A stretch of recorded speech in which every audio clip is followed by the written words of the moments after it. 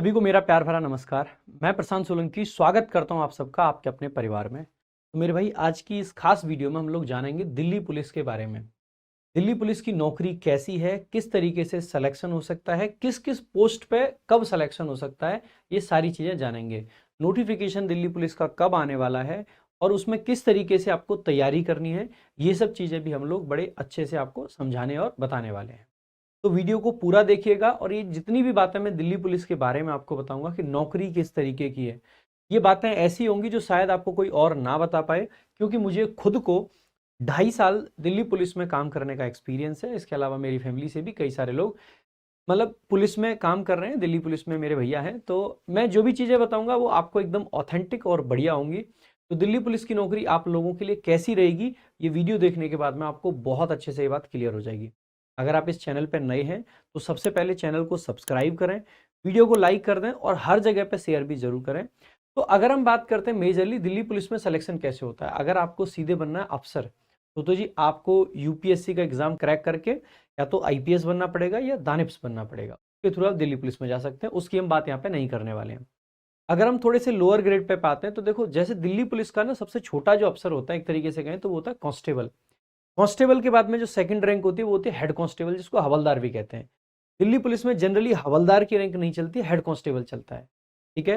Head constable के बाद में एक रैंक आती है एएसआई, जिसको असिस्टेंट सब इंस्पेक्टर बोला जाता है, जिसके कंधे पे 1 स्टार होता है। हवलदार के यहाँ पे लाल रंग की फीती होती है, कांस्टेबल की वर्दी पे ना फीती होती है ना स्टार होता है, कुछ नहीं होता है। ठीक है। उसके बाद में आती है सब इंस्पेक्टर, सब इंस्पेक्टर के कंधे पर 2 स्टार होते हैं। उसके बाद में आता है आपका इंस्पेक्टर, जो कि थाने का इंचार्ज भी लगता है, जिसको एसएचओ भी कहते हैं।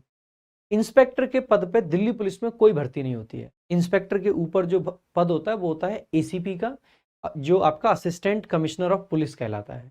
तो एसीपी जो होते हैं या तो सब इंस्पेक्टर बनने के बाद प्रमोट होते हैं या फिर आपका यूपीएससी के थ्रू, दानिप्स के थ्रू आते हैं। इसके बाद में आपके एडिशनल डीसीपी, डीसीपी यानी कि मेजर डीसीपी की पद है। उसके ऊपर में आपके सारे के सारे सीपी हैं, जिसमें आपके एडिशनल सीपी भी होते हैं, स्पेशल सीपी भी होते हैं, ज्वाइंट सीपी भी होते हैं, और उसके ऊपर सबसे ऊपर आपके सीपी होते हैं। ठीक है। तो कई सारे ये आपके स्टेप्स हैं इस तरीके से। तो ऊपर की बातें ज़्यादा ना करते हुए, तो इंस्पेक्टर के पद पर डायरेक्ट कोई सिलेक्शन आपका नहीं होता है। इंस्पेक्टर हमेशा दिल्ली पुलिस में प्रमोशन के बाद में बनते हैं। तो आप डायरेक्टली क्या बन सकते हो, सब इंस्पेक्टर बन सकते हो दिल्ली पुलिस में। इसके लिए आपको क्या करना पड़ेगा, एसएससी सीपीओ का एग्जाम क्लियर करना पड़ेगा। सीपीओ के एग्जाम के थ्रू आप दिल्ली पुलिस में सब इंस्पेक्टर बन सकते हो। दूसरा, जनरली दिल्ली पुलिस में एएसआई की पहले वैकेंसीज आती थी, आजकल एएसआई लेवल पे वैकेंसी नहीं आती है, सिर्फ हेड कांस्टेबल लेवल पे आती हैं। हेड कांस्टेबल लेवल पे भी 2-3 तरीके की वैकेंसीज आती है, जिनमें अगर मेजर हम बात करें तो एक होता है मिनिस्ट्रियल वाला। मिनिस्ट्रियल वाला जो हेड कांस्टेबल होता है, ये इसको थाने वाने की नौकरी नहीं मिलती है, ये ज्यादातर ऑफिस का काम होता है। ठीक है। और इसके अलावा हेड कांस्टेबल होता है आपका असिस्टेंट वायरलेस ऑपरेटर वगैरह, जिसको एडब्ल्यूओ बोला जाता है। तो दिल्ली पुलिस में हेड कांस्टेबल के पद पर इस तरीके से भर्ती आती है। और ये वाली भर्ती भी आजकल एसएससी के द्वारा कंडक्ट कराई जाती है, स्टाफ सिलेक्शन कमीशन के द्वारा। दिल्ली पुलिस में जो सबसे ज्यादा वैकेंसीज के साथ में भर्ती आती है वो आती है कांस्टेबल की, जिसमें कांस्टेबल को 2 तरीके से देखते हैं। एक तो आपका जो कांस्टेबल एग्जीक्यूटिव होता है और दूसरा आपका कांस्टेबल ड्राइवर होता है। ड्राइवर वाली जो पोस्ट है वो छोटी है और जो कांस्टेबल एग्जीक्यूटिव वाली है ये बड़ी पोस्ट होती है आपकी, इन दोनों में अगर देखा जाए तो कांस्टेबल की भर्ती जो कि काफी बड़ी संख्या में भी आ जाती है, कई बार 5-6 हजार तक वैकेंसीज भी एक साथ में आ जाती हैं आराम से। ठीक है। तो हम बात करेंगे तो इन पदों पर भर्ती होती है, ये आपको समझ आ गया होगा। अब हम आगे क्या बात करने वाले हैं इस वीडियो में मैं पूरा बता देता हूँ। सबसे पहले कब कब नोटिफिकेशंस आएंगे ये मैं आपको बताऊंगा, एग्जाम पैटर्न क्या रहता है ये मैं आपको बताऊंगा, किस तरीके से फिजिकल होता है ये मैं बताऊंगा, मेडिकल में क्या क्या चीजें होती है ये बताऊंगा, डॉक्यूमेंट वेरिफिकेशन में क्या क्या आपको चाहिए होता है ये भी बताऊंगा, और लास्ट में हम लोग डिस्कस करेंगे कि दिल्ली पुलिस की क्या क्या सुविधाएं हैं, क्या क्या नुकसान है। तो हर एक चीज मिलेगी, वीडियो को लास्ट तक जरूर देखना। सबसे पहले sub inspector in Delhi police and central arm forces, यानी जो सीपीओ का एग्जाम होता है, जिसका नोटिफिकेशन डेट जो है वो 16 मई की दी गई है 2025 में। एप्लीकेशन 14 जून से इसके स्टार्ट होंगे। एग्जाम की डेट जो है वो 2025 में जुलाई अगस्त में एग्जाम होने की संभावना है। अगर बात करते हैं कांस्टेबल की, तो कांस्टेबल का जो नोटिफिकेशन है वो 2 सितंबर 2025 को आने की संभावना है, जो कि बेसिकली जो 1 अक्टूबर से इसके एप्लीकेशन की लास्ट डेट रहेगी, और जो एग्जाम डेट रहने वाली है वो आपकी नवंबर दिसंबर 2025 में रहेगी। अगर हम बात करते हैं ड्राइवर की वैकेंसीज कब आएंगी दिल्ली पुलिस में, तो सितंबर 19 को नोटिफिकेशन आने की संभावना है। इसका भी जो एग्जाम होने वाला है वो नवंबर दिसंबर 2025 में ही होगा। हेड कांस्टेबल जो मिनिस्ट्रियल वाला पेपर होता है आपका दिल्ली पुलिस में, अगर हम उसकी बात करते हैं तो 7 अक्टूबर 2025 को नोटिफिकेशन आने की संभावना है। और इसका भी बेसिकली दिसंबर में ही आपका एग्जाम होगा, दिसंबर जनवरी में ही। हेड कांस्टेबल जो आपका AWO होता है, या फिर जिसको TPO भी बोल देते हैं, TPO दूसरा होता है टेलीफोन प्रिंटर, मतलब टेली प्रिंटर ऑपरेटर जिसको बोलते हैं, ये वायरलेस वाला AWO होता है। ठीक है, इसका जो नोटिफिकेशन है वो 14 अक्टूबर को आने की संभावना है, और जो एग्जाम होना है वो दिसंबर और जनवरी 2000, मतलब दिसंबर 2025 जनवरी 2026 में होना है। यहाँ पे आपको लगेगा सर वैकेंसीज कितनी आने वाली है। वैकेंसीज जब नोटिफिकेशन जिस दिन आता है उस नोटिफिकेशन के अंदर मेंशन्ड होती है, तो अभी वैकेंसीज को एकदम एकदम श्योरिटी आपको नहीं मिलेगी कहीं। तो आज की इस वीडियो में हम खास जानेंगे, देखो सीपीओ के बारे में मैं ऑलरेडी कई सारी वीडियोस बना चुका हूँ। आज की वीडियो का जो हमारा मेन पर्पज है वो है कांस्टेबल के बारे में जानना। तो जो दिल्ली पुलिस कांस्टेबल है उसके बारे में हम लोग जानने वाले हैं कि किस तरीके की क्या क्या काम होते हैं, किस तरीके से सिलेक्शन होता है, काम क्या करना पड़ेगा, थाने में क्या नौकरी मिलेगी, ट्रैफिक में क्या नौकरी मिलेगी, सब कुछ आपको जानने को मिले। तो आइए स्टार्ट करते हैं। सबसे पहले ये देखते हैं कि इसकी वैकेंसीज कितनी बताई जा रही हैं। तो 7000 प्लस वैकेंसीज आने की संभावना है। दिल्ली पुलिस कांस्टेबल में सैलरी लगभग कितनी होती है? तो भाई आपकी लगभग लगभग जो सैलरी है वो कहाँ तक जाती है? 70,000 तक। क्या शुरुआत में इतनी मिलती है? शुरुआत में अगर मैं आपको बहुत सिंपल शब्दों में बता दूं तो सैलरी इसकी लगभग 40,000 रुपए के करीब स्टार्टिंग सैलरी बनती है दिल्ली पुलिस की। क्योंकि सैलरी में क्या क्या होता है? बेसिक पे होता है आपका, उसके बाद में HRA होता है आपका, और जितने भी छोटे मोटे अलाउंसेस होते हैं वो सारे होते हैं। DA भी मिलता है आपको, क्योंकि ये सेंट्रल गवर्नमेंट की नौकरी है, तो इस बात का ये सबसे बड़ा फायदा है। स्टेट गवर्नमेंट वगैरह में क्या होता है कि स्टेट के हिसाब से चीज़ें चलती हैं। सरकार, सेंट्रल गवर्नमेंट DA अनाउंस कर देती है, उसके बाद में उनका DA वगैरह बहुत लेट आता है। जो स्टेट गवर्नमेंट की पुलिस है उनमें सैलरी वैलरी काफ़ी लेट भी मिलती है कई बार, लेकिन दिल्ली पुलिस में हमेशा 1 तारीख से पहले पहले आपके अकाउंट में सैलरी आ जाएगी, ये बात फिक्स है। इसके अलावा इसका लेवल क्या है? ग्रुप C लेवल की ये पोस्ट होती है। अगर हम बात करते हैं इसमें कि एलिजिबिलिटी क्राइटेरिया क्या है, सबसे पहले आपको एजुकेशन क्या होनी चाहिए। तो 12th पास अगर आपने कर रखा है तो दिल्ली पुलिस कांस्टेबल का फॉर्म भर सकते हैं। इसमें आपको ये पता होना चाहिए कि light motor vehicle driving licence चाहिए होता है मेल के लिए, फीमेल के लिए लाइसेंस की जरूरत नहीं है। तो जितने भी मेल कैंडिडेट्स हैं उनको लाइट मोटर व्हीकल, ठीक है, तो LMV लाइसेंस जिसको बोलते हैं ये चाहिए होता है। तो अगर नहीं है तो बनवा लो टाइम से। हाइट आपकी 170 सेंटीमीटर चाहिए होती है मेल के लिए, और 157 सेंटीमीटर होती है फीमेल के लिए। एज लिमिट जो दिल्ली पुलिस में है वो 18 से 25 साल है UR के लिए, और फीमेल के लिए मतलब एज जो रिलैक्सेशन है वो एज पर योर कैटेगरी रहेगा। ठीक है, तो मतलब एज सबके लिए सेम है, 18 से 25 है, लेकिन रिलैक्सेशन कैसे कैसे मिलता है तो जो भी आपकी कैटेगरीज है उसके हिसाब से मिल जाएगा, जो कि मैं आगे बताऊंगा कि क्या रिलैक्सेशन मिलेगा आपको। बाकी आप ये देख सकते हैं कि पहले रिलैक्सेशन ही मैं आपको बता देता हूँ। तो यहाँ पे ये रिलैक्सेशन आप देख सकते हैं कि क्या क्या मिलने वाला है। तो एज रिलैक्सेशन देखो, जैसे OBC को 3 साल का मिलता है, SC ST को 5 साल का मिल जाता है, और बाकी जो सन या डॉटर होते हैं दिल्ली पुलिस के उनको भी बेसिकली 5 साल का मिल जाता है। ठीक है, तो ये रिलैक्सेशन आपको मिल जाता है। अगर हम आगे बात करें कि इसका प्रोसेस किस तरीके से रहता है, तो CBT जो एग्जाम होता है, CBT यानी कि कंप्यूटर बेस्ड टेस्ट, सबसे पहले ये होता है। इसके बाद में आपका PST और PET होता है। PST यानी फिजिकल स्टैंडर्ड टेस्ट, आपकी हाइट और चेस्ट। PET यानी कि फिजिकल एफिशिएंसी टेस्ट, यानी कि आपकी रनिंग वगैरह जो होती है वो सब। ठीक है, इसके बाद में आपका क्या होता है? डॉक्यूमेंट वेरिफिकेशन भी होता है, और आपका मेडिकल भी इसमें होता है। इसके बाद में फाइनल रिजल्ट डिक्लेयर कर दिया जाता है, और तब आपकी कहीं पे ज्वाइनिंग होती है। अगर हम बात करते हैं कि इसका एग्जाम डिटेल्स की कि क्या क्या आता है एग्जाम में, CBT की सबसे पहले बात कर लेते हैं। तो 100 क्वेश्चन होते हैं जो कि 100 नंबर के होते हैं। एक्सपेक्टेड अगर कट ऑफ, वैसे तो देखो पेपर नहीं हुआ है, कुछ भी नहीं हुआ है, तो एक्सपेक्टेड कट ऑफ ऐसे बताना उतना सही नहीं है, लेकिन फिर भी लगभग 75 से 80 का आपको टारगेट मिनिमम लेके चलना चाहिए। उससे कम पे आपको मुश्किल रहेगी चीज़ों में। इसमें नेगेटिव मार्किंग भी होती है जो कि 0.25 मार्क्स की होती है, ये ध्यान रखना है। क्या क्या चीज़ें आती हैं? तो GK GS आपके 50 क्वेश्चन होते हैं, 50 नंबर होते हैं, यानी कि सबसे बड़ा रोल GK GS का है। आप GK GS की तैयारी कैसे कर सकते हैं? आप हमारे प्लेटफॉर्म पे भी सारे टीचर्स के स्पेशल बैचेज आते हैं, स्टेट एग्जाम पे भी आते हैं, तो आप वहाँ से बैच लेके भी तैयारी कर सकते हैं। इसके अलावा RG स्टेट एग्जाम जो यूट्यूब चैनल है उस पर कंप्लीटली तैयारी कराई जाती है, तो आप वहाँ से देख सकते हैं। ठीक है, इसके अलावा GK GS की तैयारी करने के लिए दिल्ली पुलिस के लिए खास करके, जैसे मैं CGL के लिए मना करता हूँ, लेकिन दिल्ली पुलिस का जो एग्जाम होता है अक्सर इसके लिए लूसेंट से भी क्वेश्चन फंस जाते हैं। और जितने भी दिल्ली पुलिस के प्रीवियस ईयर के पेपर हैं आप उनको लें, और GK GS के सारे क्वेश्चंस को लगाएं। CGL के जो GK GS के प्रीवियस ईयर क्वेश्चंस हैं आप उनको भी जरूर फॉलो करें, क्योंकि इसमें वो भी आ सकते हैं। ठीक है, क्योंकि अगर SSC के द्वारा ही एग्जाम कंडक्ट कराया जा रहा है तो क्वेश्चन जो है ओवरलैप करते हैं सारे के सारे एग्जाम्स में।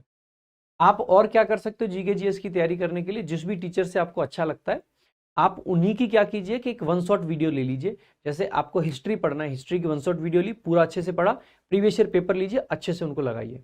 इसी तरीके से आप पॉलिटी की लीजिए, इकोनॉमिक्स की लीजिए, सारा का सारा इससे लगा सकते हैं। कंप्यूटर आपका 10 नंबर का आता है और 10 ही क्वेश्चन होते हैं। इसके लिए आप, मैं कहूँगा जो हमारे सर हैं लाभ सिंह नैन, आप उनको पूरे तरीके से फॉलो कर सकते हैं। उनका कंप्यूटर पर ना बहुत अच्छी पकड़ है, उससे आपका काम चल जाएगा। बाकी मैथमेटिक्स सिर्फ 15 क्वेश्चन होते हैं और 15 नंबर होते हैं। तो मैं ये कहूँगा अक्सर करके बच्चे ये गलती करते हैं तैयारी के दौरान, क्योंकि मैथ्स पढ़ना उनको अच्छा लगता है तो मैक्सिमम टाइम वो मैथ्स को दे देते हैं। तो आपको मैक्सिमम टाइम मैथ्स को नहीं, आपको जीएस को देना है।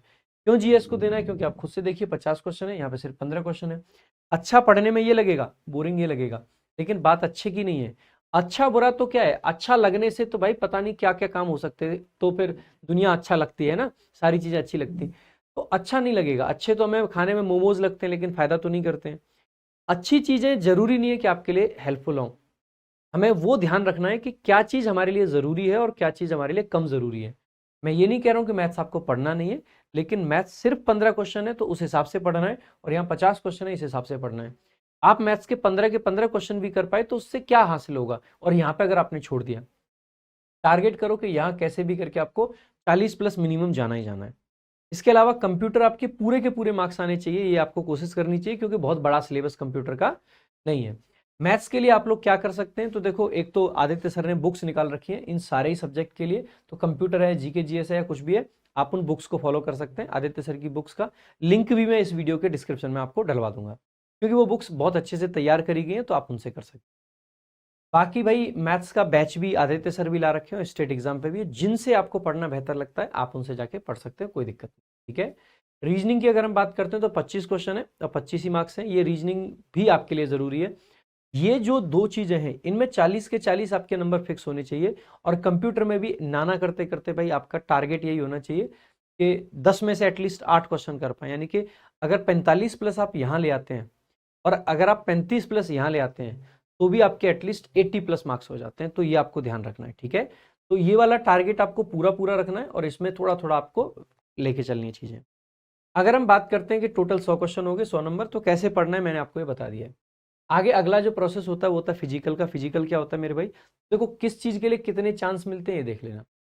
सबसे पहले अगर हम बात करते हैं कि मेल के लिए, देखो जो चेस्ट है वो 81 सेंटीमीटर है, और ये सिर्फ मेल के लिए ही होता है, फीमेल के लिए चेस्ट का कोई प्रोविजन नहीं है। इसमें एक्सपेंशन कितना मांगा जाता है, नहीं कितनी फुलाने के लिए बोलते हैं, तो 4 सेंटीमीटर का फुलाव मांगा जाता है, यानी 81 से 85 आपका ये रेंज बनती है। तो बिना फुलाई 4 मतलब 81 और फुलाने के बाद में 85। अगर हम हाइट की बात करें तो 170 सेंटीमीटर है और फीमेल के लिए 157 सेंटीमीटर। जैसे मेल और फीमेल में अगर बात करते हैं तो रनिंग जो होती है वो 1600 मीटर की रेस होती है मेल के लिए, समय होता है मेरे भाई 6 मिनट। फीमेल के लिए जो रेस होती है उसमें समय होता है 8 मिनट 1600 मीटर। लॉन्ग जंप देखो 3 चांस मिलते हैं, रेस में सिर्फ एक ही चांस होता है। लॉन्ग जंप में 3 चांस होते हैं। मेल के लिए 14 फीट आपको लॉन्ग जंप करनी पड़ती है। लॉन्ग जंप जिसको ठेका बोलते हैं ना, लंबा जो कूदते हैं, वो 14 फीट है, और फीमेल के लिए 10 फीट है। 3 बार में आपको ये करना पड़ेगा, उससे ज्यादा चांस। उसके अलावा आपके हाई जंप भी होती है, जो कि बेसिकली 3 फीट 9 इंच होती है मेल के लिए, और सिर्फ 3 फीट होती है बेसिकली फीमेल के लिए। आई गेस इसमें शॉर्ट पुट भी होता है, जिसको गोला फेंक बोलते हैं। ठीक है। तो शॉर्ट पुट वो बहुत आसान काम है, उसको आसानी से आप लोग कर लोगे, तो वो भी एक बार फिजिकल में देख लेना, ऐड कर लेना, उसके भी 3 अटेम्प्ट मिलते हैं। ठीक है। अगर हम बात करते हैं जो मैंने अभी बताया भी था रिजर्वेशन की, तो एज में क्या है, ओबीसी को 3 साल का है। ओबीसी को हाइट या चेस्ट में कोई भी रिलैक्सेशन आपका नहीं मिलेगा। दूसरी चीज आपको ध्यान रखनी है, एसटी और हिल एरिया वालों को एज में तो 5 साल का है ही, लेकिन हाइट में 5 सेंटीमीटर और चेस्ट में भी 5 सेंटीमीटर का रिलैक्सेशन मिल जाता है, ये बात ध्यान रखनी है। ठीक है। तो एज और हाइट में भी एससी को एज में तो मिलता है, लेकिन हाइट और चेस्ट में नहीं मिलता है, एसटी को मिलता है। ठीक है। इसके अलावा सन या डॉटर जो होते हैं दिल्ली पुलिस के, उन सबको बेसिकली यहाँ पे क्वालिफिकेशन में 11th से ही काम चल जाता है। 5 साल का रिलैक्सेशन एज में भी मिलता है, 5 सेंटीमीटर और 5 सेंटीमीटर का इन दोनों में मिल जाता है, तो ये आपको रिलैक्सेशन मिल जाता है। अगर हम आगे बात करें डॉक्यूमेंट वेरिफिकेशन में आपको क्या क्या चाहिए, तो ये आप देखेंगे सबसे पहले 10th की मार्कशीट एंड प्रोविजनल सर्टिफिकेट आपको चाहिए, 10th वाला भी। ऐसे भी 12th की मार्कशीट और सर्टिफिकेट आपको चाहिए। इसके अलावा आपके पास में आधार कार्ड, पैन कार्ड या वोटर आईडी कार्ड में से कुछ ना कुछ होना चाहिए, जो कि आपकी आइडेंटिटी बताएगा। ड्राइविंग लाइसेंस एलएमवी का मैंडेटरी है, तभी आप कंसीडर करे जाओगे। इसके अलावा कास्ट सर्टिफिकेट आपको चाहिए, जिस अगर आपने ओबीसी वगैरह लगा रखा है तो OBC certificate, SC certificate, ST certificate आपको चाहिए। रेजिडेंशियल सर्टिफिकेट भी कई बार इसमें मांग लिया जाता है, तो वो भी आप बनवा लेना, ठीक है, जिसको डोमिसाइल बोलते हैं, ठीक है, डोमिसाइल मांगा जाता है। इसके अलावा 8 से 12 पासपोर्ट साइज फोटोज भी आप लोगों के पास में होने चाहिए। तो ये आपके डॉक्यूमेंट्स की जरूरत है, इससे ज़्यादा कुछ होने की आपको जरूरत नहीं है। अगर हम बात करते हैं मेरे भाई मेडिकल इसका कैसे कैसे होता है, तो मेडिकल में क्या क्या चेक करते हैं ये मैं आपको बता देता हूँ। सबसे पहले आई टेस्ट होता है। आई आपकी 6/6 चाहिए, नियर विजन भी अच्छा चाहिए, नियर में किसी को दिक्कत नहीं आती है, दूर वाले में आती है, तो 6/6 आईज चाहिए बिना चश्मा के, चश्मा अलाउड नहीं है। चेस्ट का एक्सरे होता है। अगर आप बहुत ज्यादा धूम्रपान करते हैं, मतलब थोड़ा बहुत करते हैं तो चल जाएगा, बहुत ज्यादा वालों को थोड़ा बहुत इश्यू हो सकता है, वैसे ज्यादा कोई ऐसा इश्यू आएगा नहीं। मैक्सिमम लोगों को जो इश्यू आता है वो आई टेस्ट में आ सकता है, इसके अलावा चेस्ट के एक्सरे में नहीं आएगा। एल्बो टेस्ट, अगर आपकी एल्बो टेढ़ी मेढ़ी कुछ ऐसा है तो अलग बात है, बाकी चल जाएगा। नॉकनी टेस्ट भी देखते हैं, बहुत स्ट्रिक्ट होके नहीं देखते लेकिन फिर भी देखा जाता है। इसके अलावा ब्लड टेस्ट होता है, कोई भी अगर क्रॉनिक डिजीज आपको नहीं है तो कोई दिक्कत नहीं होगी। यूरिन टेस्ट होता है, अगेन कोई क्रॉनिक डिजीज नहीं है तो कोई दिक्कत नहीं होगी।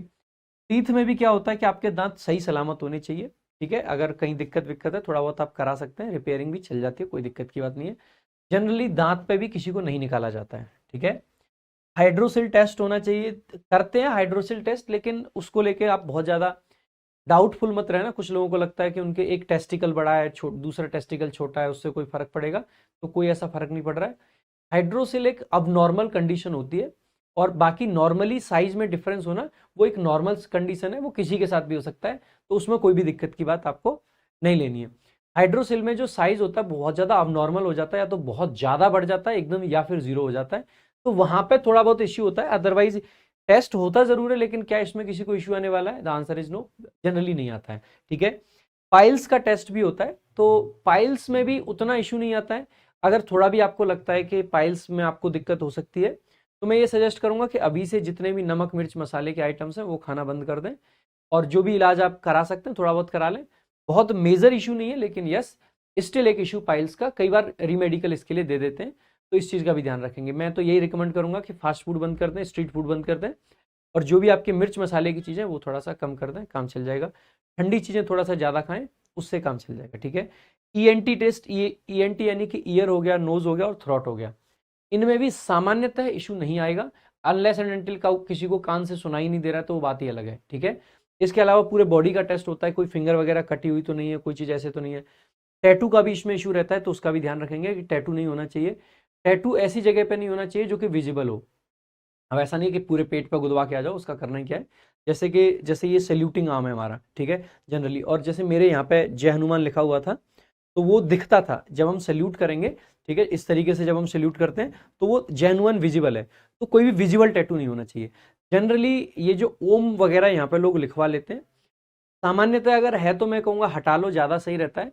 लेकिन ओम कई बार मैंने देखा है कि चल जाता है, वो डॉक्टर के ऊपर डिपेंड करता है कि किस प्रकार के डॉक्टर ने आपका मेडिकल कराया है, क्योंकि ओम को कई बार ऐसा मान लिया जाता है क्योंकि ये रिलीजियस है, रिलीजियस होने के साथ साथ में ये विजिबल नहीं होता है, इसीलिए ओम को कई बार सही मान लिया जाता है, तो ये भी ध्यान रखेंगे। वैसे मैं ये कहूँगा कि है तो हटवा लीजिए, ऐसा कुछ नहीं है, अगर नहीं है तो बनवाना भी मत, क्योंकि कई सारी जगह पर टैटू से इशू होता है, ठीक है। इसके अलावा अगर आपको कुछ और जानना है मेडिकल के बारे में, तो आप एक काम कर सकते हैं, अगर आपको पर्सनली कुछ जानना है, कई बार क्या होता है बच्चे पूछने में शर्माते हैं, तो हम मेरी इंस्टाग्राम आईडी आप नोट कर लो, प्रशांत_सोलंकी_इंग्लिश, ये हमारी इंस्टाग्राम आईडी है। मैं लिंक भी कमेंट बॉक्स में और डिस्क्रिप्शन में डलवा दूंगा। आप इंस्टा पे मैसेज करके मुझसे पूछ सकते हैं, कितनी भी पर्सनल अगर आपको लगता है ना कोई चीज़ है, तो वो मैं आपको बता दूंगा, कोई दिक्कत मत आप लोग, ठीक है, क्योंकि मैंने खुद भी मेडिकल कराया है, मेरे भैया भी पुलिस में ही है, सारी चीज़ें हैं, तो अगर आपको किसी भी प्रकार की हेल्प चाहिए, I am here to help, ठीक है। आगे देखेंगे, तो मेडिकल के बाद में आपका एप्लीकेशन की बात कर लें, कब से शुरू हो रहा है, तो मैंने बताया था लगभग 1 अगस्त से आपकी शुरुआत हो जाएगी। लाइसेंस चाहिए होता है, ये बहुत ज़रूरी है, तो इस पॉइंट को भी ध्यान रखेंगे, ठीक है। 2 सितंबर को आपको नोटिफिकेशन आ रहा है, तो एज काउंट कब से होगी? 1 अगस्त से होगी, ठीक है, तो ये एक बार करेक्ट कर लेंगे, मैंने 1 अगस्त से एप्लीकेशन बोल दिया था। एप्लीकेशन 2 सितंबर से, एज काउंट जो 1 अगस्त 2025 के हिसाब से करी जाएगी। इसके अलावा दिल्ली पुलिस में काम करने के क्या लाभ हो सकते हैं और क्या चीज़ें हो सकते हैं। सबसे पहले जब दिल्ली पुलिस में आपका सिलेक्शन होता है तो आपको ट्रेनिंग के लिए भेजा जाता है। जब आपकी ट्रेनिंग चल रही होती है तो लगभग 9 महीने की ट्रेनिंग होती है, 9 से 10 महीने लगा देते हैं, कई बार 11 भी कर देते हैं उसको। ट्रेनिंग काफ़ी ठीक ठाक रहती है, बहुत ज़्यादा ऐसा नहीं है कि आर्मी की जैसी हो, और ऐसा भी नहीं है कि बहुत आसान हो। ठीक ठाक रनिंग वगैरह आपको करनी पड़ती है, यानी कि फिजिकल आपका अच्छा खासा हो जाएगा वहाँ पर। तो ये चीज़ ध्यान रखेंगे। तो और ट्रेनिंग के टाइम पे अगर आप आगे के एग्जाम्स को टारगेट कर रहे हो, सीजीएल, सीपीओ, सीएचएसएल, ट्रेनिंग के टाइम पे सामान्यतः आपको पढ़ने का टाइम नहीं मिलेगा, ये बात लिख के ले सकते हैं। क्योंकि एक तो बॉडी को बहुत ज़्यादा थका देते हैं, फटीग बहुत ज़्यादा होती है, तो फिर थक जाता है आदमी वहाँ पे, तो उतना पढ़ाई नहीं कर पाते हम लोग। तो ट्रेनिंग के टाइम पे जनरली पढ़ाई नहीं कर पाएंगे। ट्रेनिंग सामान्यतः कहाँ होती है, तो लड़कियों की पीटीएस द्वारका में होती है। लड़कों के लिए 2 ट्रेनिंग सेंटर हैं, एक वजीराबाद में है और दूसरा आपका जो जड़ौदा है, जो पीटीएस जड़ौदा है, जड़ौदा कलां, ठीक है, वहाँ पे होती है। आजकल तो पीटीएस को बदल दिया है, पुलिस ट्रेनिंग एकेडमी कर दिया। पहले पुलिस ट्रेनिंग कॉलेज और पुलिस ट्रेनिंग स्कूल हुआ करते थे। पीटीएस यानी पुलिस ट्रेनिंग स्कूल में कांस्टेबल की ट्रेनिंग होती थी। पीटीसी यानी कि पुलिस ट्रेनिंग कॉलेज में सामान्यतः जो सब इंस्पेक्टर्स होते हैं उनकी ट्रेनिंग होती थी। आजकल इनके नाम हम चेंज कर दिए थोड़ा सा, अभी जब हमारी ट्रेनिंग चल रही थी उसी पीरियड में चेंज हुए थे, तो पुलिस ट्रेनिंग अकेडमी इसको कर दिया आई गेस। सबको तो देख लेंगे। तो बाकी द्वारका में लड़कियों की ट्रेनिंग होती है और झड़ौदा कलां और आपका वजीराबाद, यहाँ पे लड़कों की ट्रेनिंग होती है सामने, ठीक है। तो ये सेंटर्स हैं। इसके अलावा अगर हम बात करते हैं कि किस तरीके की ट्रेनिंग है, तो खूब टफ ट्रेनिंग है। ट्रेनिंग में ऐसा भी नहीं है कि किसी को डिस्क्वालीफाई करते हैं। जनरली अगर आपका सिलेक्शन हो गया तो ट्रेनिंग में डिस्क्वालीफाई होने का कोई मतलब नहीं बनता है वहाँ पे। ट्रेनिंग के बाद में आपका लगभग 1 साल का प्रोबेशन पीरियड भी और रहता है। 1 साल लगभग ट्रेनिंग में निकल जाता है, 1 साल का प्रोबेशन और होता है, जिसमें आपको सामान्यतः थाने की पोस्टिंग मिलती है। थाने की पोस्टिंग जब 1 साल की पूरी हो जाती है तो उसके बाद में आपको थाना भी मिल सकता है, ट्रैफिक भी मिल सकता है। दिल्ली पुलिस में जैसे एक अलग-अलग बटालियन होती हैं, ठीक है? तो उनमें भी पोस्टिंग आपको मिल सकती है। तो कई तरीके की पोस्टिंग यहाँ पे होती है, डिफरेंट तरीके की। ट्रैफिक पुलिस एक अलग ही है, तो उसमें भी पोस्टिंग मिल जाती है। पीसीआर की भी पोस्टिंग होती है, हालांकि पीसीआर थोड़े टाइम पहले मर्ज कर दी थी, लेकिन हाँ, इन सब की पोस्टिंग अभी भी चलती है। तो आपको दिल्ली पुलिस के अंदर ऑफिस की भी जॉब मिल जाएगी और फील्ड की भी जॉब मिल जाएगी। सामान्यतः थाने की पोस्टिंग सबसे ज़्यादा अवेलेबल होती है, ठीक है, जो कि सब लोग बेसिकली जाते भी हैं, करते भी हैं, क्योंकि लाइफ में थाने में तो करनी पड़ेगी। इसके अलावा एक सिक्योरिटी यूनिट है, वहाँ पे भी पोस्टिंग होती है, वो भी ठीक है। यहाँ पे थोड़ा सा कम वर्कलोड रहता है। बाकी अगर आपको और कुछ ज़्यादा जानना है तो आप मुझे इंस्टाग्राम पे मैसेज करके पूछ सकते हैं। पोस्टिंग वगैरह के बारे में मैं डिटेल में जानकारी देता हूँ। कुछ चीज़ें ऐसी होती हैं जो कि मैं सेंसिटिव है, इसीलिए उनको यहाँ यूट्यूब वीडियो में नहीं बता सकता हूँ। अब बात कर लेते हैं कि दिल्ली पुलिस में काम करने के क्या लाभ होते हैं, क्या नुकसान होते हैं। सबसे पहला लाभ मुझे ये लगता है कि दिल्ली पुलिस में नौकरी करते हुए हमेशा देश की राजधानी में रहकर काम करने का अवसर मिलता है। ये एक बहुत बड़ी चीज़ है। आप देश की राजधानी में रह रहे हो, वहाँ पे ही काम कर रहे हो, आपको हर तरीके की सुविधाएं वहाँ पे मिलेंगी। दूसरा, किसी दूसरे शहर में तबादला नहीं होता, यानी कि ट्रांसफर नहीं होता है, जिससे बार बार निवास स्थान नहीं बदलना पड़ता। अक्सर करके एक दिक्कत रहती है पुलिस वगैरह में, जैसे मान लीजिए आप यूपी पुलिस में सिलेक्शन आपका होता है, आज आपकी इलाहाबाद ड्यूटी है, थोड़े दिन बाद आपका ट्रांसफर गाजियाबाद हो जाता है। जब आपने इलाहाबाद 4 साल ड्यूटी करी, आपने जैसे तैसे करके अपने परिवार को वहाँ सेटल किया, बच्चे पढ़ने लगे थे, क्योंकि 4 साल में शादी होकर बच्चे भी पढ़ने लगी जाएंगे, ठीक है, तभी तबादला गाजियाबाद हो जाता है। गाजियाबाद आपको 2 साल मिले, उसके बाद में फिर से आपको लखनऊ भेज दिया जाता है। तो इसमें क्या है ना कि बहुत ज़्यादा उथल पुथल मच जाती है परिवार को लेकर। या फिर आपको ये करना होता है कि जो आपका गाँव है, आपका परिवार वहीं रहेगा, आपकी बीवी बच्चे वहीं रहेंगे, आप बस छुट्टी ले लेके भागते रहो पूरी ज़िंदगी। दिल्ली पुलिस में आप इस सब चीज़ से बच सकते हो, भाग-दौड़ से, क्योंकि दिल्ली बहुत छोटी है। दिल्ली के किसी भी कोने में आप रहना शुरू कर दो, वहाँ से लगभग पूरे दिल्ली में आप ड्यूटी अटेंड कर सकते हैं, उसमें कोई बड़ा इश्यू नहीं है। इवन लोग फरीदाबाद रह के भी पूरे के पूरे दिल्ली पुलिस की ड्यूटी को कवर कर लेते हैं, उसमें भी कोई बड़ा इश्यू नहीं है, ठीक है। फरीदाबाद, गाजियाबाद, नोएडा ऐसी जगह पर रह के भी आप ड्यूटी कर सकते हैं दिल्ली पुलिस में, इश्यू नहीं आता है, क्योंकि दिल्ली उतना बड़ा नहीं है। तो एक तो आपने एक फिक्स जगह पर रह पाओगे, एक बहुत बड़ा बेनिफिट है दिल्ली पुलिस का। इसके अलावा दिल्ली के अंदर ना सुविधाएं बहुत ज़्यादा हैं। जैसे मान लीजिए आपका सिलेक्शन हो जाता है, आपका छोटा भाई पढ़ाई कर रहा है, आप अपने साथ लाके पढ़ा सकते हैं। आपकी बहन आगे पढ़ना चाहती है, आप पढ़ा सकते हैं। आप आगे बच्चों का अगर फ्यूचर देखेंगे तो अच्छे-अच्छे स्कूल्स दिल्ली में अवेलेबल हैं, आप पढ़ा सकते हैं। माता-पिता के लिए देखेंगे तो स्वास्थ्य की सेवाएँ सबसे अच्छी दिल्ली में अवेलेबल हैं, आप उनके लिए स्वास्थ्य की सेवाएँ देख सकते हैं। दिल्ली पुलिस में रहते हुए आपका सीजीएचएस का कार्ड बनता है, सेंट्रल गवर्नमेंट हेल्थ स्कीम जिसको हम बोलते हैं। जिस कार्ड से आप लगभग सारे सरकारी हॉस्पिटल और बहुत सारे सीजीएचएस के इम्पैनल्ड हॉस्पिटल्स जो होते हैं, उनमें फ्री ऑफ कॉस्ट इलाज करा सकते हैं। बड़ी से बड़ी बीमारी का, जहाँ पे कई बार करोड़ों तक का खर्चा एक्सपेक्टेड होता है, वो आपको फ्री में इलाज कराने को मिल जाता है। तो ये सरकार की तरफ से बहुत अच्छी स्कीम है, जिसका फ़ायदा आप यहाँ पे दिल्ली पुलिस में रहते हुए उठा सकते हैं। और बड़े से बड़े हॉस्पिटल्स जैसे कि मैक्स हो गया, फोर्टिस हो गया, इनमें सीजीएचएस इम्पैनल्ड हैं। दिल्ली के जो भी हाई-फाई हॉस्पिटल्स हैं, सारे के सारे, मैक्स ले लो, फोर्टिस ले लो, इसके अलावा और भी बड़े-बड़े हॉस्पिटल्स हैं, ठीक है? जिसमें आप जो मेट्रो हॉस्पिटल है, आप उसको ले सकते हैं, मेट्रो भी इम्पैनल्ड है, ठीक है? तो इनमें सारी सुविधाएं आपको फ्री में मिल जाती हैं, ठीक है।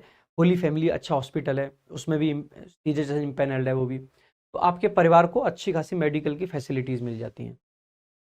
इसके अलावा दिल्ली पुलिस में बाकी पुलिस से ज़्यादा सैलरी मिलती है, क्योंकि दिल्ली पुलिस क्या है कि सेंट्रल गवर्नमेंट की जॉब है, ये स्टेट गवर्नमेंट की नहीं है, दिल्ली सरकार का इस पर कंट्रोल नहीं है, सेंट्रल गवर्नमेंट की जॉब है, इसीलिए सारी की सारी स्कीम्स जो भी भारत सरकार लाती है उन सभी योजनाओं को आपको पूरा पूरा लाभ मिलेगा।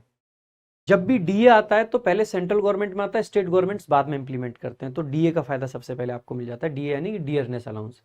जब भी कोई पे कमीशन लगता है तो सबसे पहले सेंट्रल गवर्नमेंट वाले जो एम्प्लॉई हैं उनको फायदा होता है, तो आपको भी फायदा होगा अगर आप दिल्ली पुलिस में, तो ये वाले फायदे भी आपको मिल जाते हैं। जो भी स्कीम भारत सरकार की होगी वो सब आपको मिल पाएगी, जो कि स्टेट गवर्नमेंट वालों को अक्सर करके नहीं मिल पाती है, चाहे वो यूपी पुलिस है, हरियाणा पुलिस है या कोई और पुलिस है।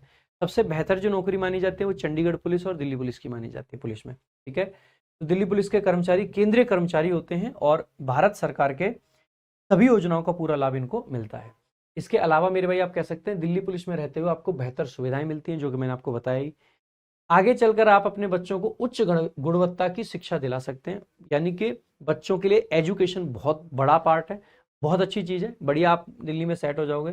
दिल्ली में रहते हुए आपको बेहतर स्वास्थ्य सेवाएं मिल पाती हैं।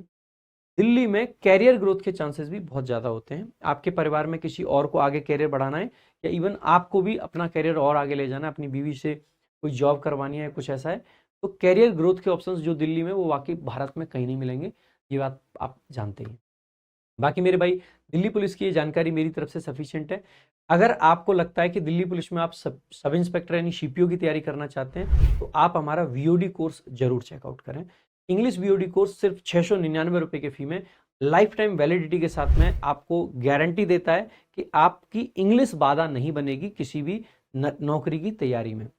साथ ही साथ में अगर आपको और भी ऐसी वीडियोस देखने हैं तो इस चैनल को सब्सक्राइब कर लीजिएगा। हमारा टेलीग्राम चैनल प्रशांत सोलंकी इंग्लिश आज ही जाके ज्वाइन करें, क्योंकि वहां पे भी आपको बहुत सारी चीजें हम लोग रेगुलरली प्रोवाइड करते रहते हैं। इसके अलावा अगर आप और कुछ जानना चाहते हैं, अगर आपको सीजीएल से जुड़ी हुई किसी भी पोस्ट की जानकारी चाहिए तो आपको इस चैनल पर हर एक चीज अवेलेबल है, हर एक पोस्ट की जानकारी अवेलेबल है, आप वहां जाके ले सकते हैं। वीडियो अच्छी लगी हो तो लाइक कीजिएगा, शेयर कीजिएगा, चैनल को सब्सक्राइब कीजिएगा। Thank you so much. जय हिंद, जय भारत।